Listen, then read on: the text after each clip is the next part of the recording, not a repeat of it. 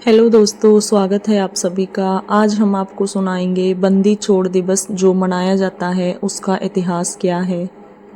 श्री गुरु हरिगोविंद साहिब जी ने 52 राज्यों को आज़ाद करवाया था। आइए कहानी स्टार्ट करते हैं। इस बात से जहांगीर चिंतित हो उठा और उसने गुरु हरगोविंद को गिरफ्तार कर ग्वालियर के किले में कैद कर लिया। परिस्थितियों को देखते हुए गुरु हरगोविंद ने अपने साथ आए हुए सिखों को अमृतसर वापस भेज दिया। उनसे कहा कि वे बिल्कुल शांत रहें। ग्वालियर के किले में और भी कई राजनीतिक कैदी थे। ये कैदी वो थे जिन्होंने शहजादा खुसरो की सहायता की थी या किसी अन्य कारण से जहांगीर को कोपभाजन बने थे।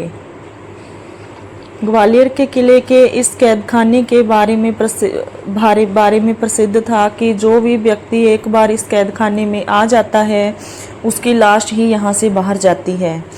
दिल्ली से लौटे सिखों ने अमृतसर पहुंचकर जब गुरुजी की गिरफ्तारी की सूचना दी तो गुरुजी के परिवार के लोग ही नहीं, उनके सभी अनुयायी चिंतित हो उठे। वे लोग ग्वालियर के किले की कुख्याति से भली भांति परिचित थे। उन दिनों लाहौर के सूफी संत मियाँ मीर का बहुत प्रभाव था। आम जनता ही नहीं, स्वयं शहंशाह जहांगीर भी उनका बहुत सम्मान करता था। वह कहा करता था कि साईं मियाँ मीर खुदा के बंदे हैं, इंसान की शक्ल में फरिश्ता हैं। वह पाक दिल और सच्चे इंसान हैं। सभी लोगों ने माता गंगा देवी से आग्रह किया कि गुरुजी की रिहाई के लिए साईं मियाँ मीर से प्रार्थना की जाए। माता गंगा देवी ने बाबा बुड्ढा को बुलाकर कहा कि वह साईं मियाँ मीर के पास चले जाएं, वह हमारी सहायता अवश्य करेंगे। साईं मियाँ मीर का सिखों में भी बड़ा आदर था। गुरु अर्जन देव जी के साथ उनके घनिष्ठ संबंध थे। वह भी मियाँ मीर को बहुत चाहते थे और उनका आदर करते थे। उनके हरमंदिर की नींव साईं मियाँ मीर के हाथों से ही रखवाई गई थी।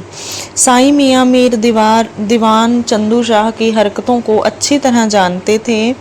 बाबा बुड्ढा ने जब उन्हें गुरु हरगोविंद के ग्वालियर के किले में कैद कर दिए जाने के बारे में बताया तो वह समझ गए कि जिस तरह चंदू शाह ने बादशाह को उत्तेजित करके गुरु हरगोविंद की हत्या करा डाली थी, उसी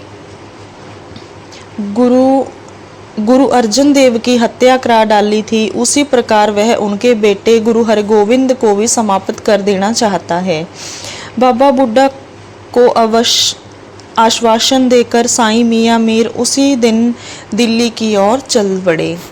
दिल्ली पहुंचकर उन्होंने जहांगीर को सारी बात बताई, दीवान चंदू शाह की शत्रुता का कारण और उसकी हरकतें बताई। उन्होंने जहांगीर को समझाया कि सिखों के संगठित करने और उन्हें शास्त्र विद्या सिखाने के पीछे राजद्रोह की भावना नहीं है। गुरु हरगोविंद अपने अनुयायियों को भक्ति और शक्ति दोनों का पाठ पढ़ा रहे हैं। उसने गुरु हरगोविंद को कैद करके अच्छा नहीं किया और 15-16 वर्ष के लड़के से एक मुगल शहंशाह डर जाए, इससे बड़ी शर्म की बात और क्या हो सकती है। जहांगीर किसी भी दशा में साईं मियाँ मीर की बात टाल नहीं सकता था। उसने उसी समय गुरु हरगोविंद की रिहाई का हुक्मनामा जारी कर दिया। गुरु हरगोविंद को जब अपनी रिहाई की सूचना मिली तो उन्होंने कहा कि जब तक मेरे साथ इस कैद खाने के सभी कैदी रिहा नहीं किए जाएंगे, मैं यहाँ से नहीं जाऊँगा। उनकी हट देखकर बादशाह जहांगीर ने उन कैदियों की रिहाई का भी आदेश दे दिया। ग्वालियर के जिस कैद खाने में गुरु हरगोविंद को कैद रखा गया था, अब वहाँ एक भव्य गुरुद्वारा है। जो कैदी उनके साथ रिहा हुए थे, उन्होंने गुरु गोविंद को बंदी छोड़ पीर के नाम से सम्मानित किया था। उस गुरुद्वारे में एक चबूतरे पर आज भी बंदी छोड़ पीर का नाम अंकित है। जहांगीर ने गुरु हरगोविंद की रिहाई का हुक्मनामा वजीर खां को देते हुए कहा कि वह गुरु हरगोविंद को अपने साथ दिल्ली ले आए। उसने मियाँ मीर की बात मानकर उन्हें रिहा तो कर दिया, लेकिन वह वास्तव में उनसे और सिखों की बढ़ती हुई सैनिक तैयारियों से भयभीत था। उसे डर था कि कहीं गुरु हरगोविंद के अमृतसर पहुंचते ही उनके अनुयायी उससे बदला लेने के लिए विद्रोह न कर दें। इसीलिए उसने निश्चय कर लिया कि वह गुरु हरगोविंद को अपनी नज़रों के सामने ही रखेगा। जब गुरु हरगोविंद दिल्ली पहुंचे तो उसने उनके साथ बहुत ही मित्रतापूर्ण व्यवहार किया। वह घंटों गुरुजी को अपने साथ रखता था। जब दिल्ली से बाहर जाता था तब भी उन्हें अपने साथ ले जाता था। जब दिल्ली में रहते रहते गुरु हरगोविंद को काफ़ी दिन हो गए तो उन्होंने जहांगीर से कहा कि वह अमृतसर जाना चाहते हैं। जहांगीर ने कहा कि वह कश्मीर जा रहा है। गुरुजी भी उसके साथ कश्मीर चलें, वहां से लौटकर वह अमृतसर चले जाएं। गुरु हरगोविंद जहांगीर की चालों से अच्छी तरह परिचित हो गए थे।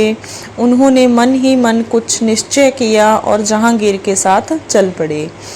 लेकिन जब वह जहांगीर के साथ गोयंदवाल पहुंचे तो उन्होंने जहांगीर से स्पष्ट शब्दों में कह दिया कि वह अमृतसर जाना चाहता है।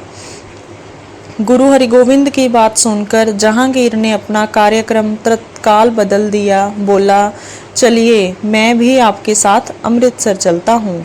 हरिमंदिर के दर्शन करने के बाद ही लाहौर जाऊंगा। गुरु हरगोविंद का मन शांत हो गया था। भले ही जहांगीर उनके साथ अमृतसर चलें, वहां से उन्हें जबरदस्ती तो अपने साथ ले जा नहीं सकता। जहांगीर गुरु हरगोविंद के साथ अमृतसर की ओर चल दिया। उसने अमृतसर के निकट गुमटाले में अपना पड़ाव डाल लिया। कुछ दिनों तक वहां रहा और फिर वजीर खान ने नेतृत्व में थोड़ी सी सेना छोड़कर लाहौर चला गया। जाते समय वह वजीर खां के हिदायत कर गया था कि जैसे बने गुरु हरगोविंद को वह लाहौर ले आए। कुछ दिन अमृतसर में रहने के बाद गुरु हरगोविंद अपने कुछ विश्वस्त सिखों के साथ लाहौर चले गए। वहां मुजंगा नामक स्थान पर उनके रहने की व्यवस्था की गई थी। कुछ दिन लाहौर में रहने के बाद जहांगीर ने गुरु हरगोविंद से कहा, मैं कश्मीर जा रहा हूँ, आप यहीं लाहौर में रहिए। मेरा शहजादा आपकी देखभाल के लिए अपने साथ रहेगा। जब मैं कश्मीर से लौट आऊँ तब आप अमृतसर जाइएगा। विवश होकर गुरु हरगोविंद को लाहौर में रहना पड़ा। जब गुरु हरगोविंद ग्वालियर के किले के कैदखाने से मुक्त होकर दिल्ली पहुंचे थे तो जहांगीर ने दीवान चंदू शाह को उनके हवाले कर दिया था और कहा था, आपके खिलाफ इसने बहुत सी शिकायतें की थी, इसी की वजह से आपके साथ मुझे ऐसा सलूक करना पड़ा था। यही आपका असली मुजरिम है। मैं इसे आपको सौंप रहा हूँ। आप इसे जो जी चाहें सजा दे सकते हैं। गुरु हरगोविंद जब दिल्ली से लाहौर के लिए रवाना हुए थे तो चंदू शाह को अपने साथ लेते आए। वह भी उनके साथ लाहौर आ गया, लेकिन अपमान, क्रोध और ईर्ष्या ने उसे जैसे पागल बना दिया। उसी स्थिति में उसने तड़प तड़प कर अपनी जान दे दी। चंदू शाह तो मर गया, लेकिन अपने सीने में धधकती बदले घृणा और ईर्ष्या की आग अपने बेटे करमचंद के सीने में धधका गया। उसने गुरु हरगोविंद से बदला लेने की तैयारियां शुरू कर दी।